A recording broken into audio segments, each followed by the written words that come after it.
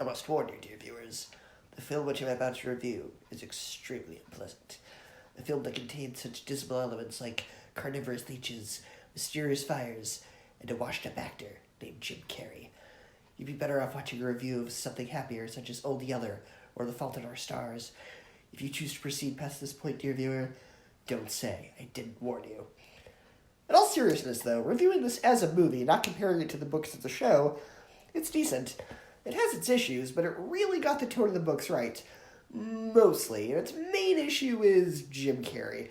Now, Carrey can give a good villain performance in certain scenes, but in other scenes, he's kind of a cartoon, which sort of brings his credibility as a threat down a bit.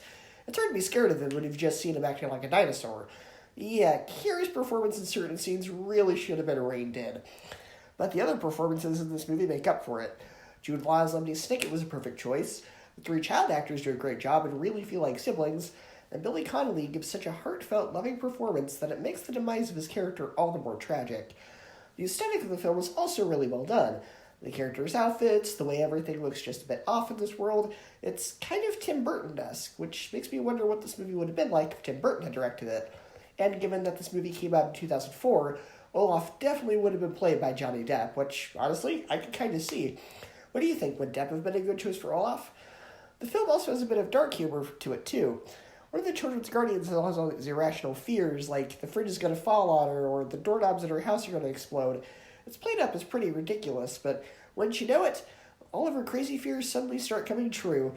It's both slightly tragic and kind of humorous at the same time, which kind of describes the whole film. It has its dark moments, but also has a bit of macabre humor to it, very similar to Addams Family.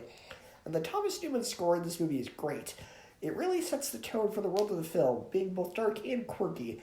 Now, it does have the issue of this is the first 3 books of a 13-book series adapted as one film, so as such, the filmmakers were counting on this to be a franchise, so not all of the film's plotlines are resolved by the end. There's a mystery about why characters have these spy glasses, but it's never resolved. They leave that plot thread open for a sequel, which never even happened. And I don't know why that is. Did they wait too long? Did the actors get too old? Jim Carrey want too much money to come back for a sequel? Which brings me to something that I feel would have made the film stronger. The film's credits have this sort of shadow puppet stop-motion style to them, and honestly, I wish the whole film were this way. If it had been animated, they could have easily recast after the kids got too old, and it also would have given the film an incredibly unique style. The film even starts off with a Rankin Bass style opening about a happy elf before cutting it off and saying what a sad film this is going to be. Transitioning from that scene to the animation style of the credits and having that be the rest of the film would have worked perfectly. Overall, this is a pretty good movie. It just suffers from wanting to be a franchise and a Jim Carrey who went way too over the top. But I would disappoint Lemony Snicket if I didn't say that I don't recommend this film. Wink, wink. I give Lemony Snicket's series of unfortunate events a B, an 8 out of 10, and a 3.5 out of 5 stars.